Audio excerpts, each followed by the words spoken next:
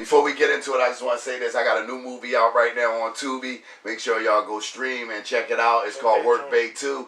Yeah, from the It Was All a Dream podcast. Yours truly, Dutchy Man, has a movie out right now, and we're going to keep pushing this narrative of black excellence all the way till we get to where we need to be at. Make sure y'all run them numbers up on that joint too, man. Yeah, run them numbers up on that. Run your numbers up on the podcast. Subscribe, and make sure y'all click the link.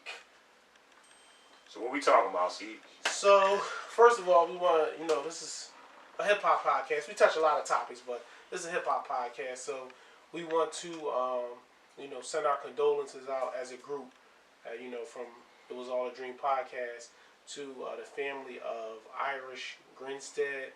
For y'all that may not know who she is, she was one of the members of the legendary, iconic girl R&B group from the 90s and the 2000s, 702, and she passed away a couple days ago. So we just want to, as a group, send our love, our condolences, and our well wishes to her family, during this trying time. So it's a shame when we lose one of our legends, and for some reason it just seems like we lose a lot of them. I mean, back to back to back.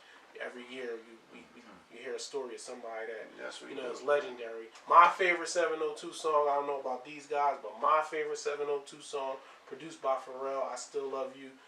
That's my favorite, song, bro. That's my joint, bro. That beat, the way that beat come on, and the way that girl come in. I'm sorry that y'all lost y'all sister. And we love you guys, and we pray that God brings you guys strength in this trying time. Definitely. On a little better note, I mean, y'all see what's popping right now. These will be available on the site, so you can pick your colorway. We're going to have two colorways. It's going to be, of course, this one, which is the dope hip-hop red, and then we're going to have a hip-hop black. Yeah, so y'all see the merch, y'all see the vibes we're getting into, but, we just want to put that out there. But now let's get into our first topic. So, a couple days ago was the 22nd anniversary of 9/11. For y'all that, I don't know how you don't know what 9/11 is, but when the World Trade Center, the Twin Towers was attacked. But it's also a key day in hip hop because that I know of. I know there's other people, but that I can remember. There's two albums that came out that day on September 11, 2001. Number one was Fabulous. And that was his debut album. I forgot Fabulous. What's the name of it? I don't want to mess it up. Not Streets is Talking. Streets is Talking. I can't think of the name of it, but that Fabulous album was certified fire. Certified fire. I Can't Deny It was on that album. It was. And so, certified fire. But then also the iconic classic, The Blueprint came out that day, Jay-Z. And again, it was overshadowed, of course, because we were having a world incident. It was overshadowed by the Twin Towers being... but he still did great numbers, though. He did... it's the Blueprint. You don't even have to say nothing. When you say the Blueprint, you could be talking to people and just say, yo, the Blueprint, they automatically... They know. You know it's the Jay-Z album. album. They know because it was one of the most, to me, pivotal times, like in hip hop, with the Trade Center going down and these great albums, and it's like, what do you pay attention to? And he still got us to pay attention to hip hop at that time. And I feel like, being Jay-Z with the Reasonable Doubt and all of that, I don't think that those albums that came before that was really, I don't know, again, I was a little bit younger, but when it comes to like marketing, I ain't really see Reasonable Doubt. I seen Dead President's video and all that, but I ain't see like a marketing behind that. Well, marketing was so small back then, like we didn't have none of the sites that we had, even in the last 10 years. And so this one, it was just like, we knew this was coming. And so we talking about what, 25 years ago? 22 years ago. 22 years ago. So 22 years ago, what was it? Black Planet. Yeah. That was what was out. Maybe it was. I think marketing was all magazine posters. Right. So there's an iconic song from that album. There's a lot of iconic songs from that album. Let me not say that. But there's one song that just for years, us in the hip hop culture and the hip hop purists and people who just love hip hop have always talked about, and it's the song "Renegade." I think before we get to that, I think production wise, that was one of the best. Far as Hove, production, that was his best production up until that album? date. Up until that date, Okay. that was production was crazy. I think that song took a lot of people. Yeah. Like it took them by surprise with what was going to happen to see two of the top lyricists on one record, and it's like you would never even expect M and J to go in like they did. I mean, nobody to me has went in like those two. On a record, like on a feature side. Right. You feel what I'm saying? Right. Not the groups that have went in. I'm talking about just like two different power play entities. Right. Power players, let me say that correctly, power, and make them one joint together that timelessly will always go down in history as who got out on who. And at the time, M was fresh in the game. Yeah. That's what I'm looking up to see, like. So, I mean, his first album came out in '96. Nobody really knows that. Right. But Slim Shady LP is How My Name Is. You know, that's when it started. Yeah. And then the Marshall Mathers LP, which is my favorite album. That was 2001. So you think about it. Marshall Mathers that came out in 2001. Renegade. So 2000, the Marshall Mathers LP put him on the map. So now he's Eminem. Right.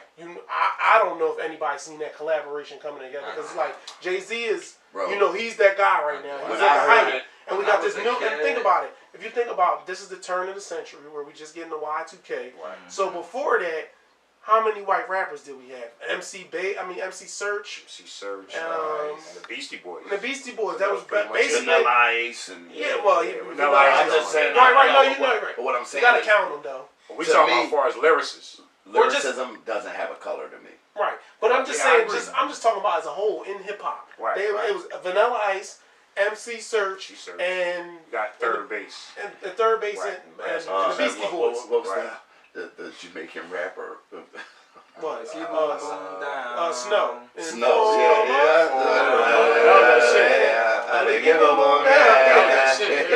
we got about 5 entities that we could, think of. Yeah. So he's like this. He's this fresh energy. He can really rap. And then he's white. Let's say he was the first white rapper that we called the lyricist. Right. That we had respect for as a lyricist. Search. I give it to Search though. I mean, Search was okay. Search was cool. Some people say that Jay-Z, he took a hit on his own song. I'll say this: when we just now listened to it again, it seemed like every time I hear it, I get more of what they were talking about. Right. It's like a new song every time I listen to it. Me personally,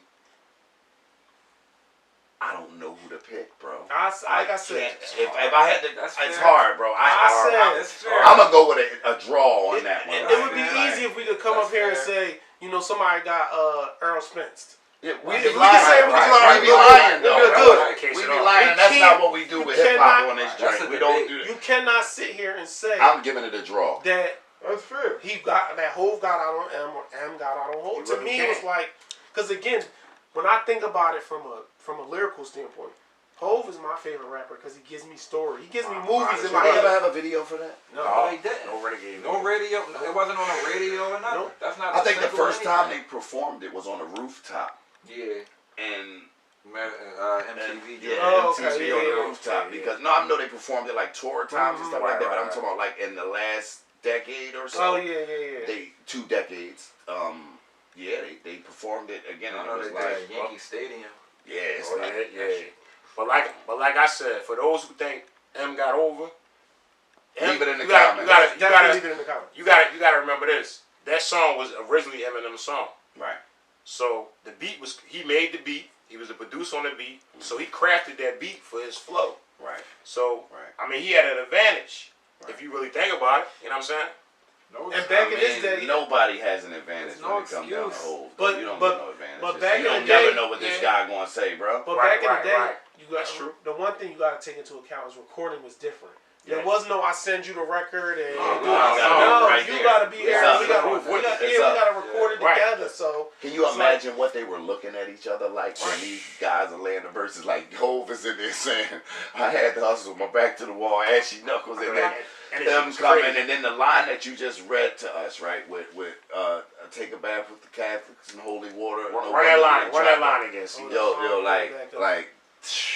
Yo, man. As far as on the dragging it out, It's different, bro. From a listening to it with a rapper's ear.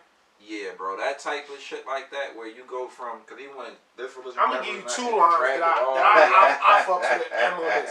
When he say, that verse is but I'm stacked. debated, disputed, hated, and viewed in America as a motherfucking drug drug addict. addict. Like, you didn't experiment. Like, come on. He's saying to y'all, like, y'all You act gonna like, judge me for Yeah. what you've done as well? and it's like, bro. And then, I mean, of course, the other verse is, was that the first verse or his second verse?